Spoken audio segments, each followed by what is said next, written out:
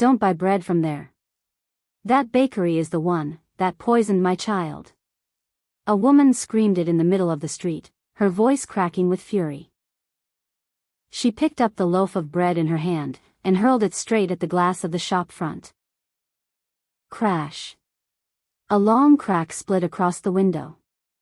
And in just a few seconds, as if the sound of breaking glass were a signal, dozens of other people began to throw things too. Eggs. Tomatoes. Old, stale loaves. Even small stones snatched up from the roadside. They struck the door, the wall, the sign above it, leaving streaks of red and yellow slime dripping down. Curses rang through the whole neighborhood. "Shut it down. Murderer. Don't let them sell a single loaf more." Inside the shop, a man of about 50 stood frozen in an apron still dusted white with flour. He looked at the tray of bread that had only just come out of the oven, still warm, still fragrant, the thing he had made his whole life, with nothing but kindness. His hands trembled. He only murmured, almost to himself, "It cannot be. I have never." Behind him, a young woman clung to her father's arm. Tears rolled down her face. She did not understand. She could not begin to understand why, after a single night, this entire city, the city that had eaten her father's bread for so many years, had turned around and wanted to tear her family apart. And then the screen goes dark. "Hello, my friend. Come, sit here with me a while. Tonight's story is a hard one, and I will tell you that now, so you can prepare your heart. It is about an honest family turned upon by an entire community in a single night. But it is also about one thing I want you to hold onto through the whole story: the truth is like yeast in dough. People can bury it deep, knead it down, press it flat, hide it under layer upon layer of lies. But give it enough time, and one day it will rise. It always rises. If you believe the truth is worth waiting for, subscribe and turn on the bell, and walk with me to the very end of this young woman's road. Now then, let us go back to the days before everything collapsed. Before it became a name people cursed, the Sunrise Bakery was the heart of the whole neighborhood. People used to say you could tell you had come home just by the smell. When you turned into that street at dawn, and caught the scent of melting butter, of golden baking dough, of warm rising yeast, you knew you were home. That fragrance came from the bakery of Mr. Sanni. Mr. Sanni was a baker, whom the whole district loved. He rose at 3 every morning, lit the ovens, and kneaded the dough, with big broad hands gone rough, after decades of work.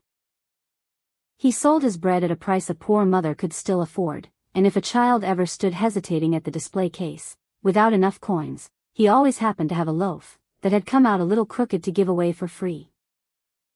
He had a saying his daughter heard from the time she was small, a saying that would follow her for the rest of her life. "Baking is not mixing flour with sugar, my child. Baking is placing your own kindness into the hands of another person and letting them carry it home." People may forget what they ate today, but they never forget who was kind to them. His daughter's name was Zainab. From the time she was tiny, Zainab grew up in the smell of yeast. She dozed off on sacks of flour, while she waited for her father's last batch of the night. She learned to count, with the loose coins in the drawer.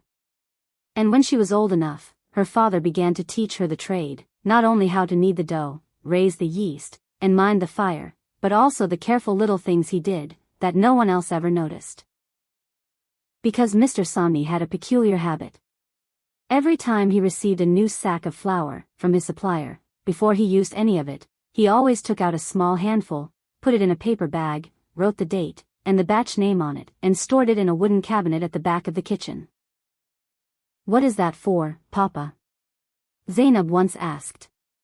"So that if something ever happens one day," he answered, "I will always know exactly what went into my bread." An honest baker must always know what he has given his customers. Remember this, Zainab, you can trust people, but you must always keep the evidence of your own kindness. She was far too young then to understand how heavy those words truly were. She only nodded, and went back to shaping little lumps of dough into lopsided rabbits. She remembered one winter morning in particular. A boy of about 6 had stood outside the display case for a long time, his nose almost pressed to the glass, counting a few small coins, over and over in his palm. He did not have enough. Zainab watched her father notice the child, without seeming to notice him. Mr. Sanni came around the counter, crouched down, and said, "Ah, you have come at the perfect time. This loaf here came out a little crooked, and I cannot sell a crooked loaf, it would ruin my reputation. Would you do me the favor of taking it off my hands?" The boy's face lit up like sunrise. He ran off clutching the warm bread, as if it were treasure. When he was gone, little Zainab asked her father why he had said the loaf was crooked, when it looked perfect to her. Mr. Sanni smiled and said, "Because a child should never have to feel he is receiving charity. Give kindness, my girl, but give it in a way that lets the other person keep their dignity." 25 years later, she would still be giving away crooked loaves in her own shop. Their family was not rich. But the small home above the bakery was always full of laughter. There was her mother, Hawa, gentle and hard-working. There was a little younger brother. There was the smell of bread every morning. To Zainab, that was the whole world, and she could never once have imagined that a world so warm could be shattered.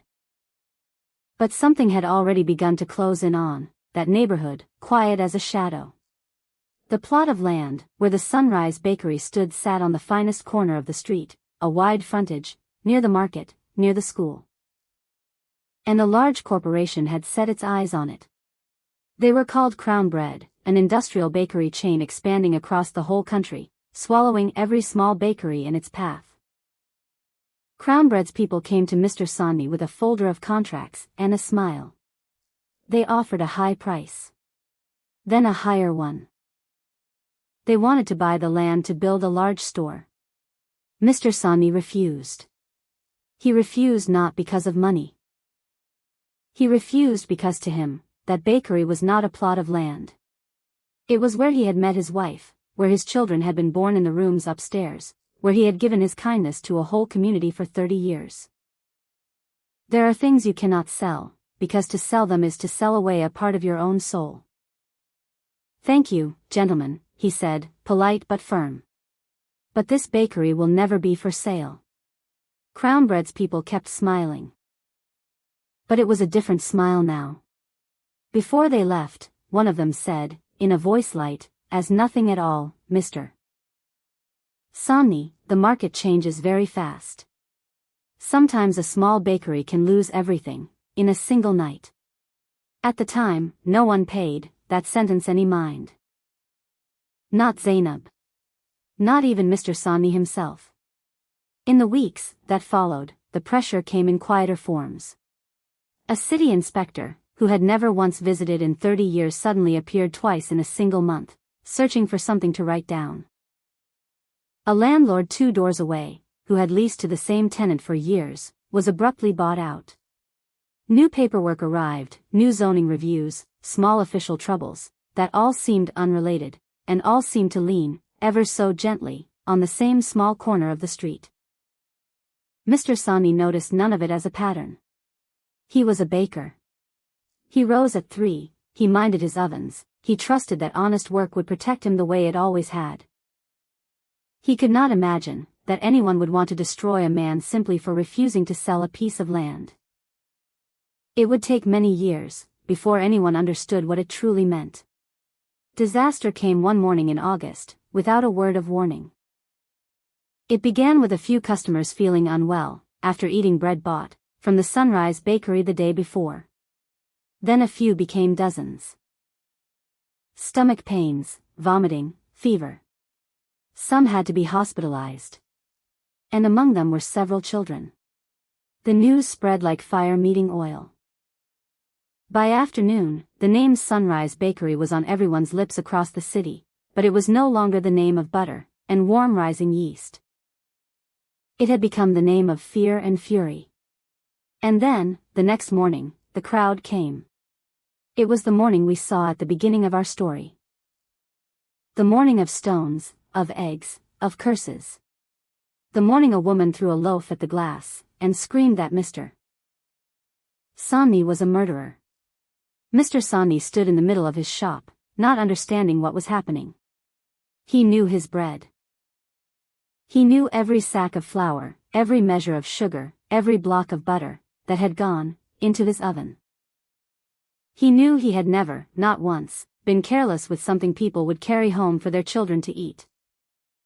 But how could he prove it, when an entire city had already decided he was guilty? The authorities stepped in. They took samples. And the test result they announced left the whole family speechless. The bread from the Sunrise Bakery contained an industrial contaminant, a substance that should never have been anywhere near food. Mr. Sanni could not believe it. He begged them to test again. He spoke of the sacks of flour, of the supplier, of 30 years, without a single blemish. But the evidence sat there, black and white, and no one wanted to hear from a man they had already called a murderer. The bakery was forced to close. Its business license was revoked. And only a short while later, it was announced that the land would be rezoned. Those were the cruelest days Zainab had ever known. Old customers who had eaten her father's bread for 20 years crossed to the other side of the street rather than walk past the shop. Her little brother came home from school with a torn shirt, and would not say what had happened. Her mother stopped going to the market, because the whispers followed her down every aisle. And every evening, Mr. Sanni sat at the kitchen table, with his ledgers, and his flour records spread before him, going over them again and again, as if somewhere in those neat columns he might find the one line that would make the world believe him. He never found it. The world was not looking for a line. The world had already made up its mind. The shadow had swallowed its prey whole. But at the time, no one had seen the shadow. The most heartbreaking thing did not happen in the daylight, in the screaming of the crowd. It happened in the night. That night, after the crowd had scattered, after the last of them had gone home, the street fell quiet again. Zainab, who was 18 at the time, thought her father had gone upstairs to sleep. But when she looked down, through the window, she saw him. Mr. Sanni was still down there, alone, in the dull yellow glow of the streetlight. He was holding a cloth, and a bucket of water. And he was quietly cleaning. He wiped every crust of dried egg from the door. He scrubbed every smear of tomato from the wall. He reached up to the sign, the Sunrise Bakery sign he had painted, with his own hands 30 years before, and he gently washed away the filth people had thrown onto it, as carefully as if he were wiping the face of a child. He did not cry. He did not rage. He only cleaned. He cleaned and cleaned, in silence, as though if he could make the door clean again, then everything else might return to the way it was. Upstairs at the window, Zainab watched, and something held her back from running down. Even at 18, she understood without words that this was a thing her father needed to do alone, that a man stripped of everything was trying, in the only way left to him, to hold on to the one thing no one could take, the small daily dignity of caring for what was his. So she stood at the glass, and watched him work, the cloth moving in slow circles, over the letters of the sign, and she pressed the whole picture into her memory, without knowing why. She would carry that image for the rest of her life. That was the last thing Mr. Sanni ever did in this world. A baker who had lived his whole life in kindness, and the last thing he did was still to try to keep his little bakery tidy. Because the moment he wiped away the last stain, he pressed a hand to his chest. The cloth slipped from his fingers. And he slowly sank down beside the doorstep of his own bakery. His heart, the heart that had given away its kindness for 30 years, could not in the end bear the weight of an injustice it was never meant to carry. Zainab ran down. She screamed her father's name. But it was already too late.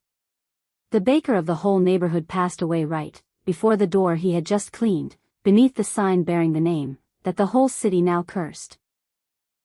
After that night, Zainab's family lost everything. They lost the bakery. They lost the land. They lost the warm little home above the shop.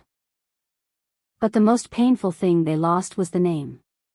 The name Sunrise, the name her father had painted onto the sign with his own hands, the name the whole neighborhood had once spoken with love, was now whispered with contempt. Everywhere they went, they carried with them the shadow of the bakery family that poisoned children. Her mother collapsed completely. Her little brother was far too young to understand. And once again, as in so many other stories, the weight of a whole family fell on the shoulders of an 18-year-old girl. But there was something different about Zainab. From the very night her father died, in the middle of all her grief, there was one thing she knew for certain in her heart, more certain than anything she had ever known. Her father had not been careless. Her father was not guilty. She had grown up in that bakery. She had seen how meticulous her father was. She knew he checked every sack of flour, saved a sample of each one, was more careful with other people's food than with his own life. A man like that could not have poisoned a whole city by accident. It was impossible. Someone had done this. And one day, she would find out who. She did not know how. She did not know how long it would take. But at her father's graveside, Zainab made herself one promise: she would live, she would rise, and she would never stop searching for the truth, until the day her father's name was washed clean, exactly the way he had washed that door clean on his final night. Before she left the bakery forever, she did one thing she herself did not understand at the time. She went to the back kitchen, opened her father's old wooden cabinet, and took away every one of the small paper bags he had saved, the flour samples, from each batch, each marked with a date. She wrapped them up, and carried them, with her, as though carrying a piece of her father's own hands. She did not know that, 15 years later, those little handfuls of flour would change everything. 15 years passed. 15 years that were not easy in the least. Zainab went through everything a person can go through, years working in other people's kitchens, paid the lowest wages, hiding her own surname for fear that people would recognize it. She worked as a kitchen hand, then a baker, then a manager. She studied business, food safety, the law, a little of each, gathered year by year. There was a night, early on, when a head chef caught her scribbling in a notebook, after her shift, and laughed in her face. A dishwasher who wants to study the law, he sneered, and tore the page from her hands. She said nothing. She bought another notebook the next morning. There were months she ate one meal a day, so she could pay for a night course. There was a landlord who raised her rent the week she finally saved enough to buy her first second-hand oven, and she paid it, and she bought the oven anyway. Through all of it she never spoke her father's name aloud to a single soul, not because she was ashamed of him, but because she was saving that name for the day she could say it out loud again, with her head held high. And then, with the very hands that had learned the trade from her father, she began to build again from nothing. A small bread stall. Then a shop. Then two. By the very philosophy her father had left her, that baking is placing your kindness into another person's hands, she slowly built a beloved brand in another city, where no one knew the old name Sunrise. To outsiders she looked simply like a successful woman. A businesswoman in the baking trade, calm and kind, the sort every one of her employees adored. But no one knew that through all those 15 years, every coin she earned, every relationship she built, every skill she learned, served one single purpose, that burned quietly inside her like a small flame, that never went out. She was preparing. She was investigating. And now, at last, she was strong enough to begin pulling the first thread. Zainab began where everyone else had forgotten to look, the old files. She hired a good lawyer, and together they went back over the old case. At first, everything seemed just as the whole city had believed. The bread was contaminated, the test result was clear, the family was at fault. But Zainab knew how to look at the places others had skimmed past. And she began to see strange things. The first strange thing, the contaminant found in the bread was not an ordinary bacterium, from poor storage, but an industrial chemical, something that could not possibly appear by accident in a clean bakery. It had to have been put there. On purpose. The second strange thing, when she traced the batch of flour that had caused the poisoning, she discovered it had come from a supplier named Musa, and only a few months after the incident, Musa had suddenly become unusually well off, expanding his warehouses, buying a new house. Where had the money come from? The third strange thing, and the one that made her heart pound hardest, the land where the Sunrise Bakery had stood, after it was rezoned, had finally fallen into whose hands? She traced the paperwork through several shell companies, and the name that appeared at the very bottom turned her cold. Crown Bread. The corporation that had once come to buy the land. The corporation whose man had smiled and said a small bakery could lose everything in a single night. Now Zainab understood. But understanding was not enough. She needed proof. And she was not the only one who had begun to sense movement in the dark. Not long after she started pulling files, the quiet warnings came. A stranger appeared at her newest shop asking friendly questions about her expansion plans. Her lawyer received a call from a firm that represented a client who preferred she let old matters rest. One morning she found her shop's back lock scratched and jammed, though nothing was taken, a message, not a burglary. 15 years earlier, that kind of pressure had frightened an honest baker into an early grave. But Zainab was not the frightened girl at the window anymore. Every warning only told her the same thing: she was getting close. So she made copies of everything. She kept one set at her lawyer's office, one in a bank box, one hidden where no one would think to look. She had learned her father's lesson at last: you can trust people, but you must always keep the evidence. She sought out the people no one had bothered to ask in 15 years. The first was Yusuf, the worker who had delivered that fateful batch of flour to the Sunrise Bakery all those years ago. Yusuf was now a middle-aged man, doing odd jobs, carrying inside him something Zainab recognized the moment she met him: guilt. For 15 years, Yusuf had lived with a secret that gnawed at him every night. When Zainab found him, at first he denied everything. But when she told him she was Mr. Sanni's daughter, when she spoke of the baker who had died on his own doorstep, something in Yusuf broke.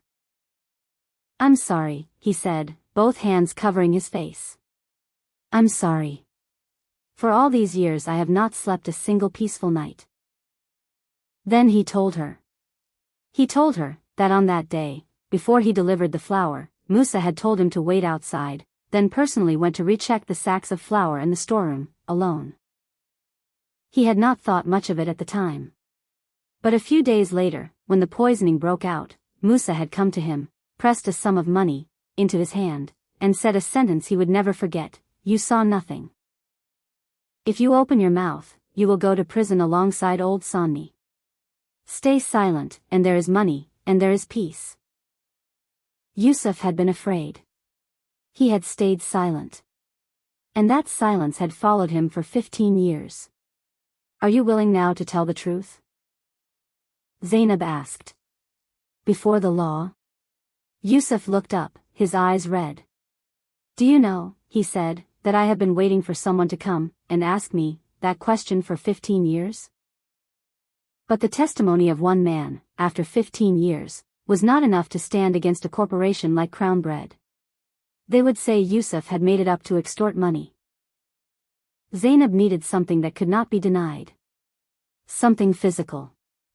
A piece of scientific proof. And that was when she remembered the paper bags. For 15 years she had kept her father's flour samples as a keepsake, never truly understanding what they could do. Now, sitting before that old box, her hands trembled as she searched through it. And she found it, a small paper bag, gone yellow with time, bearing her father's own handwriting, marked with the date of the exact fateful batch that had come from Musa's warehouse.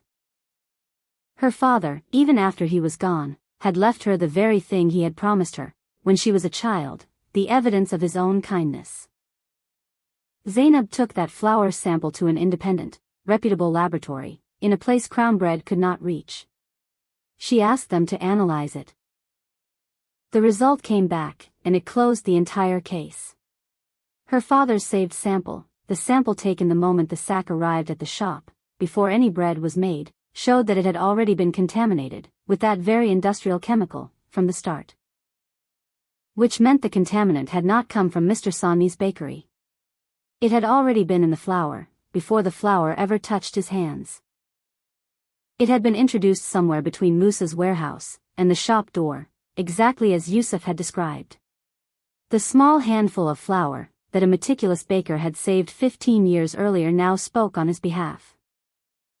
The hand of the father, even from beneath the grave, had in the end protected his own honor.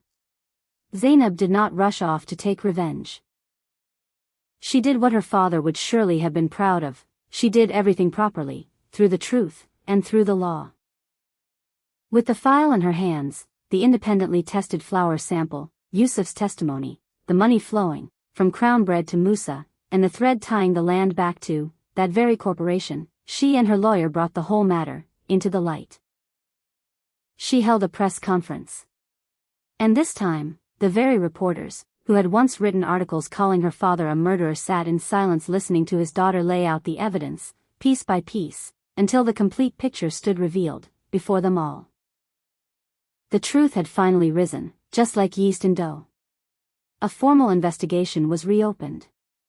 Musa, cornered and facing prison, at last confessed everything in exchange for leniency, that it was indeed Crown Bread's people, who had paid him to switch the chemical into the batch of flour delivered to the Sunrise Bakery, in order to destroy Mr. Sanni's reputation, force the shop to close, and finally seize the land he had refused to sell. Those responsible at Crown Bread had to stand trial. The corporation that had once expanded, through cruelty now reeled in crisis, its share price plunging, its other contracts cancelled one after another as the whole country learned what it had done to an honest baker. The evil they had sown, after 15 years, had finally come knocking at their own door. And Zainab, she never once went to face any of them to say a single bitter word. She did not need to. She understood that the truth, when it is told in full, is itself the heaviest sentence of all. As for Yusuf, the man who had stayed silent for 15 years, but at last dared to speak the truth, Zainab held no grudge. She understood the fear of a small man, before a great power. It was his belated courage that had helped clear her father's name, and she chose to look at that. Sometimes, giving a person the chance to redeem a wrong holds more power than punishing them. 1 year later, on the very land of those old days, the land she had fought to win back, a new bakery opened. Zainab kept the name. She did not change it to her own, nor did she choose some fashionable new one.